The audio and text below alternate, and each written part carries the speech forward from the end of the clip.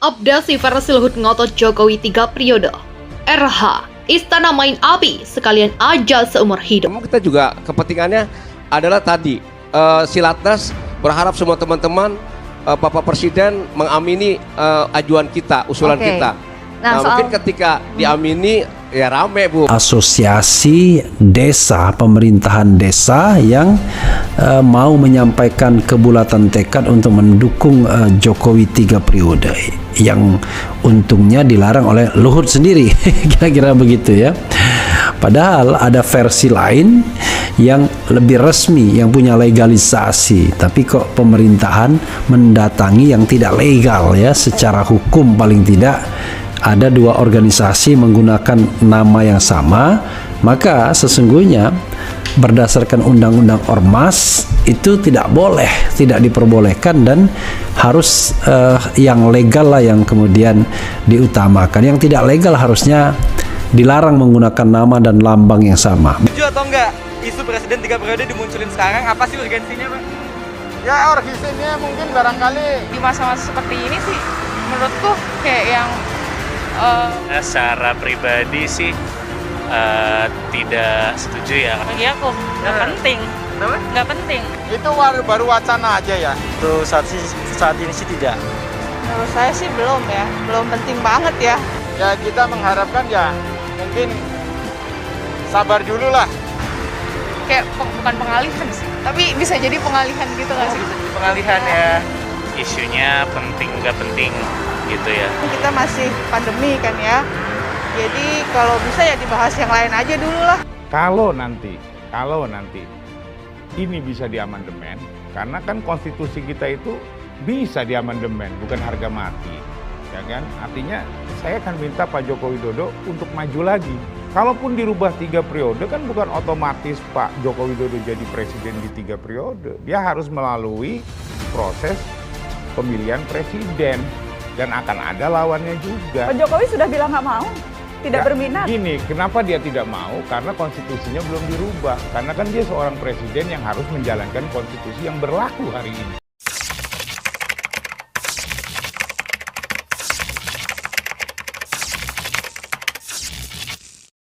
Ya, ini pasti bukan sesuatu kebetulan dan rasanya bukan pula genuine aspiration. Karena kalau soal-soal politik dukungan 3 periode dan lain sebagainya, rasanya susah untuk dikatakan sebagai a genuine aspiration.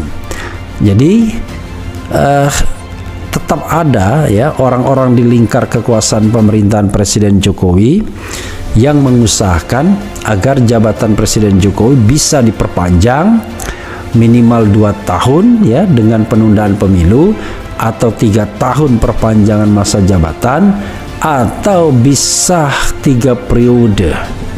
Nah bedanya adalah kalau mau 3 periode maka ya harus menang pemilihan. Nah, Oh jadi kalau konstitusinya diubah kemungkinan juga berubah. Kalau dirubah, terus saya bersama rakyat meminta dia kembali untuk maju, saya rasa dia akan berubah pikiran.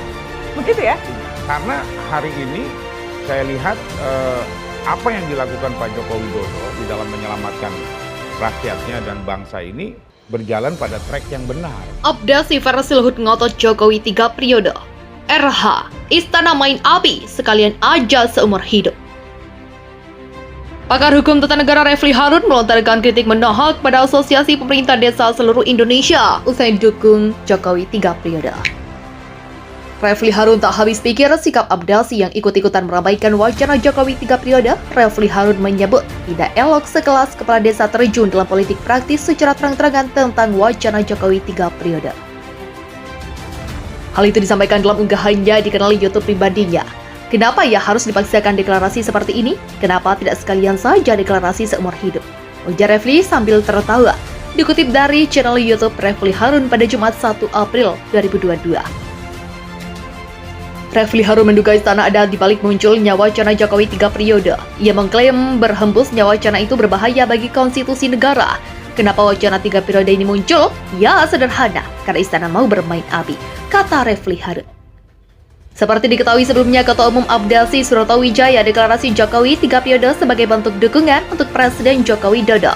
Rencananya Abdesi akan menggelar deklarasi usai Idul Fitri, sedangkan untuk sementara waktu, Abdesi akan memasang spanduk 3 periode di setiap desa.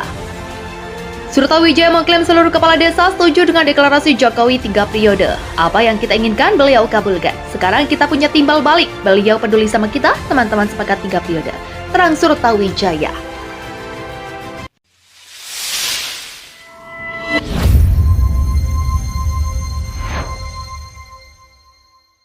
Pun bahwa amandemen itu adalah gawe besar dari MPR, tetapi Presiden menyimbolkan itu juga penting dalam visual yang paling eksplisit bahwa dia tidak setuju di amandemen sampai 3 kali Presiden itu.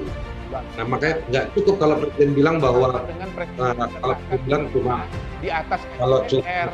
Begini Bung Haris itu baca Undang-Undang Dasar enggak? Di dalam Undang-Undang Dasar itu tertulis bahwa amandemen itu diperbolehkan, bisa dan ada aturannya. Bagaimana sekarang Presiden mengatakan tidak mau amandemen? Itu melawan Undang-Undang Dasar, berbahaya ini. Merasakan betul negara hadir dengan keberpihakan yang nyata. Karena Presiden yang mampu dan komit untuk mengeksekusi Undang-Undang Desa itu ya Pak Jokowi. Sejak tahun 2015 sampai 2022, sudah 486 triliun yang dikucurkan untuk dana desa. Karena konsepsi pembangunan dari pinggiran itu diwujudkan oleh Pak Jokowi. Dan kemajuan yang nyata pembangunan desa itu. Karena banyak desa sudah meningkat statusnya dan juga secara infrastruktur dan kemajuan masyarakat desa itu sudah terasa.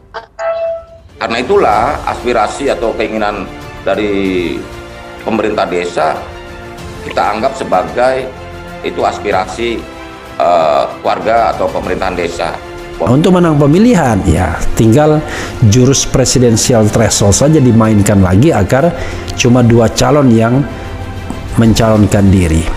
Jadi sahabat daerah sekalian, politik itu ya harus berpegang kepada pertama hukum dan etika.